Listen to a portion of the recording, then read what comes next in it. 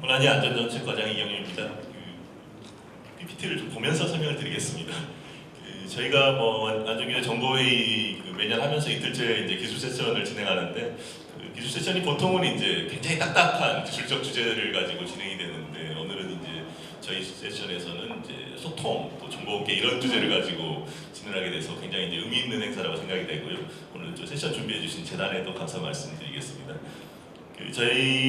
제가 발표드릴 내용은 이제 규제기관 관점에서 원자력 안전규제 신뢰 향상을 위한 정보공개 확대 및 소통의 활성화 방안에 대해서 이제 발표를 드리도록 하겠고요.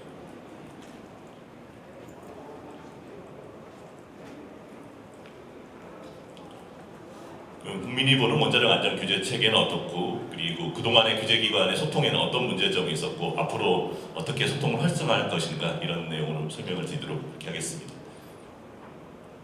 국민이 보는 원자력 안전규제인데, 원자력 안전에 관해서 원안위 설치법 제1조에서는 이제 규제기관의 역할에 대해 원자력 이용에 따른 방사선 재해 등의 위험으로부터 국민과 자연 환경을 보호하는 것이라고 규정을 하고 있고요. 또 같은 법 제2조에서는 규제의 원칙으로 독립적이고 투명한 안전규제를 천명을 하고 있습니다.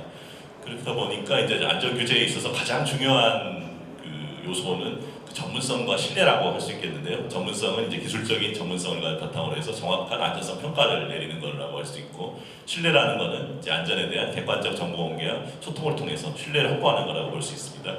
근데 이 전문성하고 신뢰가 서로 이제 동떨어진 개념은 아니고요. 신뢰를 얻기 위해서는 분명히 이제 전문성이 확보가 돼야 된다는 점에서 이 전문성은 신뢰를 얻기 위한 하나의 필요 조건이라고 볼 수가 있겠습니다. 그런데 전문성이 이제 신뢰를 얻기 위한 필요 조건이라고 해서 이게 충분 조건이 되는 건 아닙니다. 다시 말씀드려서 이 전문성이 확보된다고 해서 저절로 이제 국민들의 신뢰가 확보되는 건 아니거든요. 국민들의 신뢰를 얻기 위해서는 전문성 외에도 하나 이제 플러스 알파 요소가 있어야 되는데 그중 가장 중요한 요인이 또 소통이라고 생각을 합니다.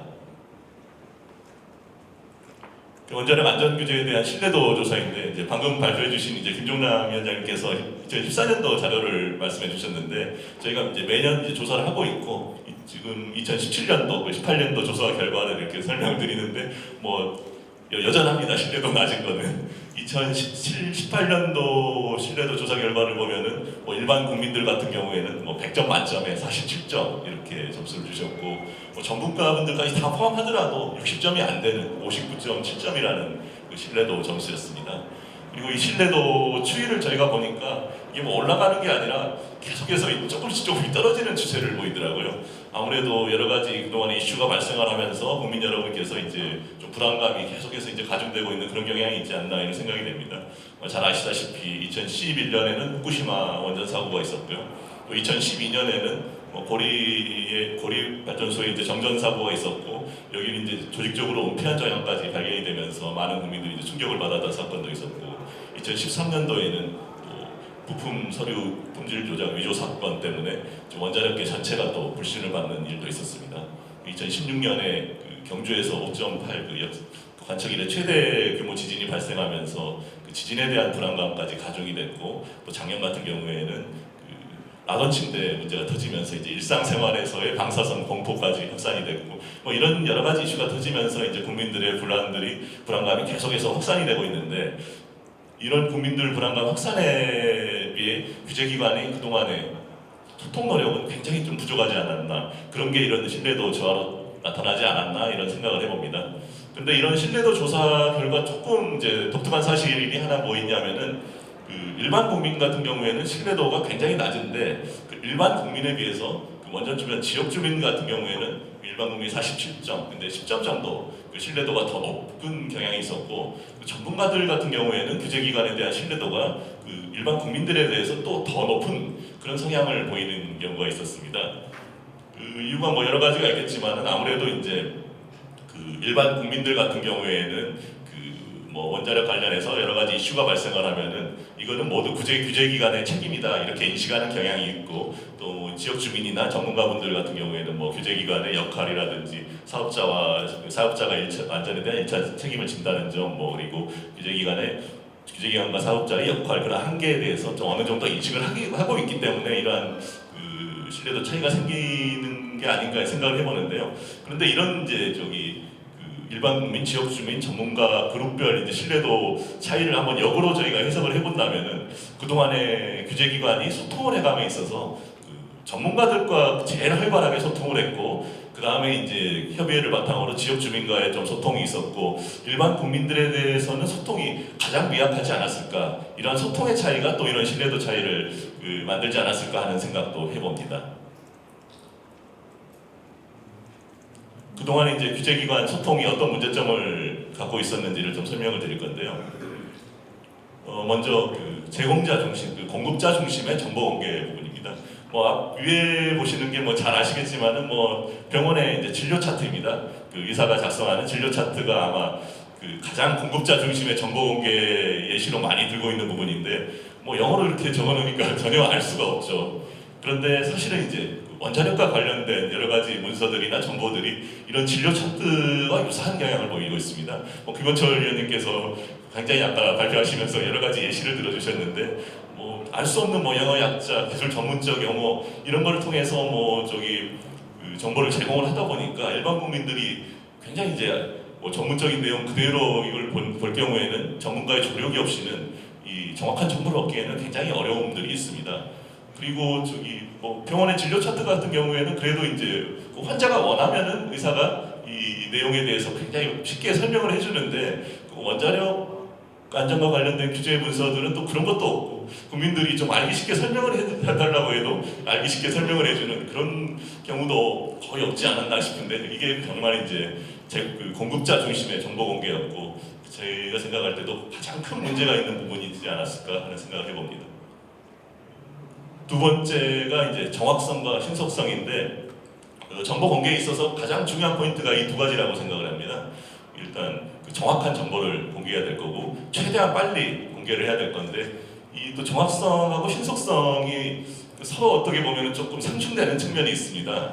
정확한 사실을 알리기 위해서 조사를 하다 보면 정보 공개가 계속해서 지연이 될 수가 있고 그렇다고 해서 신속성을 강조해서 너무 빨리 이제 정보를 공개하다 보면은 어떤 부족한 정보들이 또 공개되는 경우들도 생길 수가 있습니다. 그래서 이 두 가지 요소들을 조화시키는 게 중요한데 그동안에는 사실은 이제 신속성보다는 정확성에 방점을 두고 정보 공개를 해왔던 부분들이 있었습니다. 대표적인 게 이제 후쿠시마 원전 사고 당시의 정보 공개 방침이었는데 후쿠시마 원전 사고 당시 정보 공개 방침은 불편한 사실이라도 숨기지 않겠습니다. 이건 좋죠. 그렇지만 그 밑에 불확실한 내용은 발표하지 않겠습니다라는 방침이 있었습니다. 그러다 보니까 어떤 일이 생겼냐면은 일본 정부에서는 확실한 사실이 나오기 전까지 계속해서 발표를 지연을 시켰고 그러다 보니 일반 대중들 사이에서는 오히려 괴담이라고 할 정도로 불정확한 정보들이 확산이 되는 측면이 있었고요.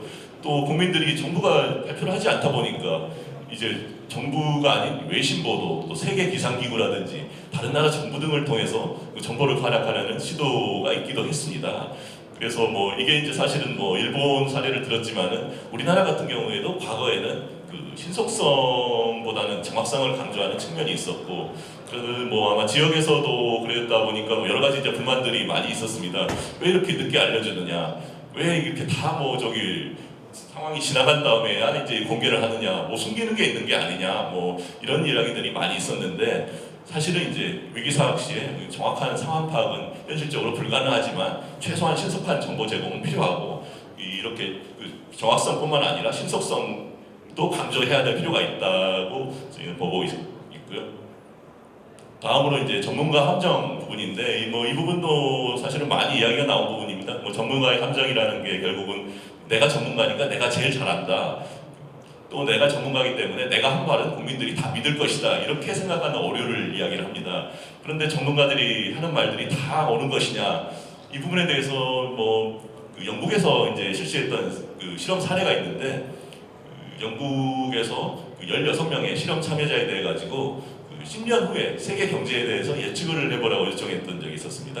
16명 참여자는 이제 전직 재무부 장관이 4명이고 다국적 기업 회장이 4명, 또 옥스퍼드 대학생이 4명, 청소부가 4명이었는데 10년 후에 실제로 이제 세계 경제가 어떻게 변했냐 이렇게 결과를 보니까 10년 전 가장 정확하게 예측했던 집단이 청소부로 나왔고요.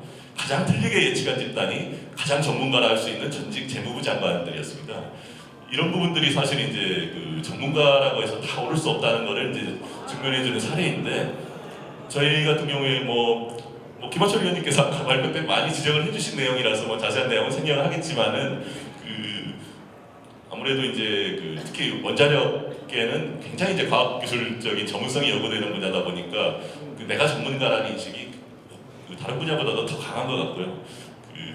지나치게 이제 전문성에 의존하는 경향들이 큽니다. 그래서 전문가의 전문성은 존중받아야 하지만은 그렇게 지나치게 의존하는 것은 전문가의 함정에 빠질 수 있는 오류가 있기 때문에 이 부분도 좀 피해야 할 부분이라 생각하는데 아직도 이제 만연되어 있는 부분입니다. 그 다음에 이제 원자력 안전 협의회 부분인데 아무래도 지역에서 많이 오셨기 때문에 협의회 이야기를 좀 말씀드리겠는데 김정남 위원장님께서 발표하신 내용 중에서는 이제 굉장히 이제 지역의 큰 가버넌스 차원의 문제 제기를 해주신 차원이 있는데 제가 이제 말씀드릴 거는 이제 당장의 현안 문제로 사실 이제 지역과 소통 채널로 저희가 2015년부터 원자력 안전 협의회를 운영을 하고 있지만은 지금 훈령에 따라서 운영이 되고 있고 그래서 법적인 근거가 지금 미약합니다. 그래도 법적인 근거가 없다 보니까 저희가 예산 지원 등 이제 운영 활성화가 잘 되지 않는 측면이 있는데 예를 들어서 지금 전국의 협의회가 지금 7개 지역에 구성이 돼 있고 협의회 위원분들을 다 합치면 한 150명 가까이 위원분들이 계시는데 협의 활동을 지원할 수 있는 좀 근거가 없다 보니까 저희 원안위의 기본 경비를 쪼개서 이렇게 지원을 하다 보니 지원을 1년에 한 9천만 원 정도 해주고 있습니다. 굉장히 이제 150명 되는 위원들의 숫자를 감안하면은 택도 없이 부족한 이제 예상이 되고 그러다 보니까 저희는 이제 소통을 활성화하려는 노력들을 계속 강화를 하고 있지만은 구조적으로 이제 좀 한계가 있는 그런 부분들이 있다는 말씀 좀 드리겠습니다. 그래서 이제 저희가 지금까지 이제 여러 가지 이제 소통의 문제점들을 말씀드렸는데 이를 위한 이제 개선 방안들을 좀 설명을 드리겠습니다. 먼저 이제 원자력 안전 정보 공개 소통법인데 이 부분은 아마 저희가 협의회를 그동안에 다니면서 많이 이제 설명을 드렸기 때문에 잘 아시는 내용이 될 겁니다. 법안의 취지에 대해서는 대부분 다 공감을 하시는 내용이고요. 이 법의 주요 내용은 일단은 이제 정보를 생산하는 기관이 직접 정보를 공개하도록 공개 주체를 확대하는 부분이 있습니다. 그동안에는 이제 정보 공개의 주체가 원안위 규제기관인 원안위로 한정이 돼 있는데 사실상 중요한 정보는 이제 한성과 같은 원전 사업자들이 가지고 있는 경우들이 대다수거든요. 그래서 정보 공개 주체를 원전 사업자까지 확대하는 내용이 하나 있고 그리고 지금은 이제 정보 공개 대상이 되는 정보를 하나하나씩 지금 열거를 하고 있습니다. 그러다 보니까 공개 대상이 되는 정보가 한정이 되는 문제가 있었는데 이거를 이제 원칙적으로 모든 정보를 다 공개하도록 공개 대상을 대폭 확대를 하도록 하겠고요. 그리고 지금 온라인으로 킨스의 사이트, 인터넷 사이트를 통해서 이제 온라인 정보 공개를 하고 있는데 온라인뿐만 아니라 좀 현장에서 직접 좀 오프라인으로 공개할 수 있도록 해달라는 요구들도 많기 때문에 온라인 정보공개센터를 온라인뿐만 아니라 오프라인 정보공개센터로 확대 개편할 예정으로 있고 그리고 작년에 저희가 안전기준 강화 대책을 만들면서 여러 차례 공청회를 실시한 바도 있었지만은 이러한 공청회 실시에 대해서도 법률로서 좀 명시를 하려고 하고 있고 그리고 아까 말씀드린 원자력 안전 협의회 지원 근거가 없던 부분들도 설치 지원 근거를 법률에 직접 명시를 하도록 그렇게 할 예정으로 있습니다. 다만 이제 이 법이 지금 발의가 돼가지고 지금 국회에 가 있는데 잘 아시다시피 국회 사정상 법안이 지금 계속 논의가 지연이 되고 있습니다. 그래서 지역에서도 이 법에 대해서는 조금 많은 관심을 가져주시고요. 또 서포트를 부탁을 드리겠습니다.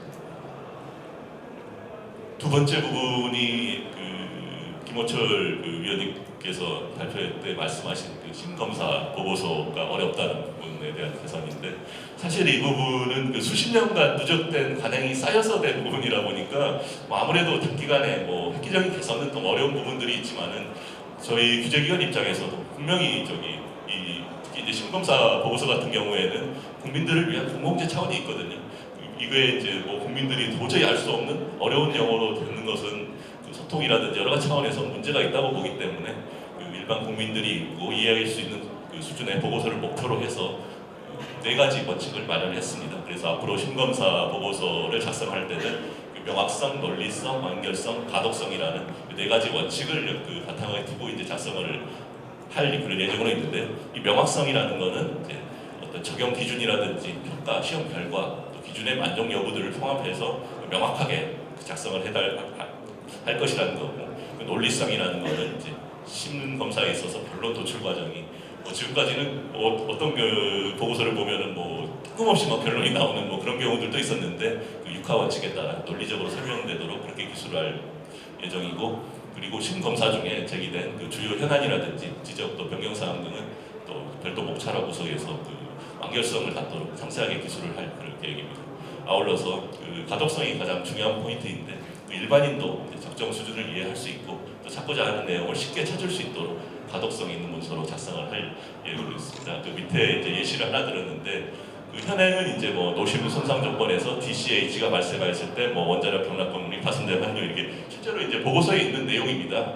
근데 이제 이거를 이제 개선하겠다는 거는 쭉 이거를 풀어서 이제 정리를 하겠다는 건데, 개선된 보고서 내용을 보더라도 어렵죠. 굉장히 이제 개선된 내용도 어렵게 써져 있는데, 제가 이 예시를 든 이유는 그 병락 건물의 직접 가열 현상, 그 DCH란 이 현상 자체를 설명하는 부분이 이렇게 복잡합니다. 경락관물 가열 현상이라는 이 용어 하나를 풀어 쓰는 거에 이렇게 복잡한데, 지금 현재 보고서는 이걸 그냥 DCH 영어 약자 세자로 그냥 딱 그 표시를 해놨거든요. 이거는 사실 일반 국민들 그냥 이해하지 마십시오 이런 거하고 똑같은 이야기예요. 그래서 최소한 이런 부분이라도 그 즉각 개선이 돼야 되지 않을까 하는 생각에서 이런 예시를 들었고, 지금 이거는 이제 금년부터 나오는 심사 보고서에는 이런 원칙들을 염두에 두고 좀 작성을 하도록 그렇게 할 계획으로 있습니다. 세 번째로 국민이 알고 싶은 정보의 공개인데, 아까 이제 정보공개 소통법을 설명하면서 말씀을 드린 내용이지만은, 지금은 나열된 정보, 또 규격화된 정보, 또 기술 기반에 바탕을 한 정보, 그리고 공급자 시바에서 정보를 공개해 왔다면은, 앞으로는 원칙적으로 모든 정보를 다 공개를 하고, 또 전문가가 그 원하는 정보와 일반 국민이 원하는 정보 간에는 분명히 차이가 있기 때문에 이런 대상별로 맞춤형 정보를 공급을 하도록 하겠고, 그리고 기술 기반 외에도 인문 사회학 관점도 고려를 하고, 공급자 중심의 시각에서 벗어나서 그 수요자의 시각에서 정보를 공개하도록 그렇게 할 예정입니다. 그래서 원자력 안전과 관련된 모든 정보는 원칙적으로 공개를 해나가되, 그 규제 결과뿐만 아니라 그 규제에 활용된 규제 과정에서 나오는 그런 정보들까지도 다 공개를 하도록 하겠고요. 특히 이제 그 모든 가동 원전의 최종 안전성 분석 보고서, 여기에 대해서는 공개 요구들이 굉장히 많았습니다. 그래서 최종 안전성 분석 보고서에 대해서는 금년 말까지 모든 가동 원전에 대해서는 100% 다 공개를 하도록 그렇게 하겠고요. 그리고 아까 신속성 이야기를 드렸는데, 그 지역에서 가장 요구하는 게 신속한 정보 공개인 것 같습니다.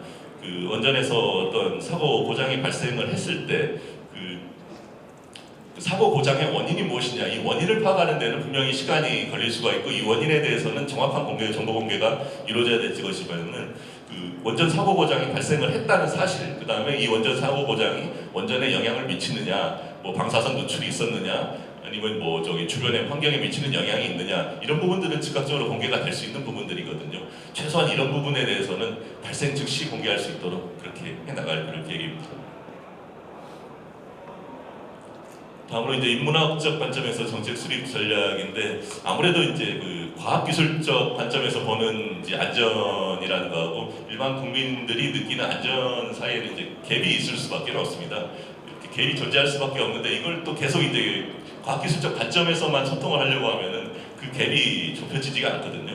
그 예를 들어 가지고 저희가 이제 리스크를 평가할 때 과학적으로는 이제 확률론적 그 안전성 평가 같은 굉장히 이제 정교한 그 평가 작업을 거쳐가지고 리스크가 발생할 확률들을 계산을 하고, 이 확률들이 어떤 바운더리에 있으니까 안전성 조건이 충족이 돼서 안전합니다 이런 결론을 내릴 수가 있습니다, 과학기술적 관점에서. 그런데 이제 국민들이 그 결론을 받아들이고 그러면 안전하다 느끼는 건 아니거든요. 그럼에도 어쨌든 리스크가 있지 않느냐, 나는 불안하다, 이렇게 국민들은 생각을 하실 건데, 여기에 대해서 그래도 기술적으로 우리가 분석했으니까 안전합니다 이렇게만 이야기하면 이제 소통이 안 되는 겁니다.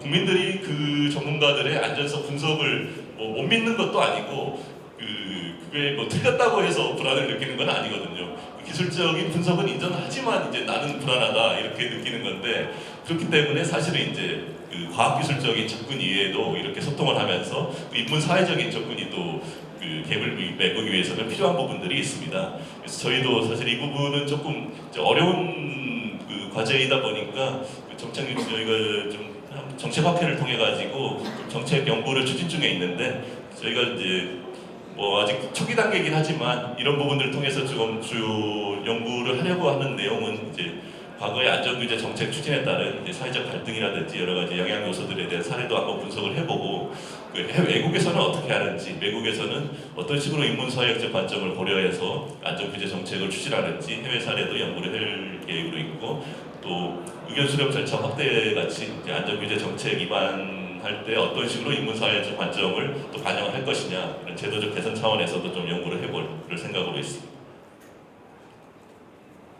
그리고 마지막으로 원전 사고관리 협의체 구성 운영 내용인데 이 부분은 어제 이제 정책 세션에서 이제 구체적으로 좀 발표가 있던 내용입니다. 저희가 이걸 조금 강조하는 이유는 그동안에는 저희가 소통을 한다고 하면서 그냥 소통 이렇게 말만 이제 강조했던 경향들이 있었는데 이 사고관리 협의체라는 게 결국은 이제 실제 규제 활동에 정말 소통을 접목시켜서 활용을 하겠다는 거거든요. 저희가 6월 30일까지 각 원전 호기별로 사고관리 계획서를 받게 되면은 일단 우선 1단계로 금년 중에 그 원자력 안전 협의회 전 구성원이 참여를 하는 그 사고관리 계획 현황 공유 그리고 또 지역수질 협의체 운영 계획에 대해서 논의하는 큰 회의를 한번 열 계획으로 있고 그 이후에 이제 2단계로 안전협의회 위원이라든지 또 지자체에는 뭐 어제 말씀드린 대로 기초지자체, 강역지자체 다 포함이 되는 거고요. 그 외에도 뭐 소방, 또 경찰, 또 군까지 필요한 군까지 이런 유관기관들이 모두 참여하는 그 지역별 협의체를 통해서 그 원전에서 중대 사고가 발생했을 때 어떻게 대응할 것인가 하는 그 사고관리 계획서에 대해서 좀 논의를 할 계획으로 있고 또 지역별로 원전 노용이라든지 그 여러 가지 이제 내용이 다 다르기 때문에 이런 협의체는 다 지역별로 구성을 할 계획입니다. 그래서 이런 지역별 논의 과정에서 제시된 의견들은 또 향후 심사 과정에서 그렇게 활용을 하도록 이렇게 피드백이 될 수 있도록 그렇게 운영을 할 계획으로 있습니다. 이상 이제 규제기관에서 생각하는 소통의 문제점과 향후 개선 방안에 대해 설명을 드렸는데 사실 저희가 지금 말까지 말씀드린 부분들은 이제 제도라든지 시스템적 관점에서 말씀을 드린 건데 사실 소통에 있어서 가장 중요한 거는 또 제도 시스템 문제보다도 소통에 임하는 자세라든지 관행 행태를 바꾸는 내용이라고 생각을 하고요.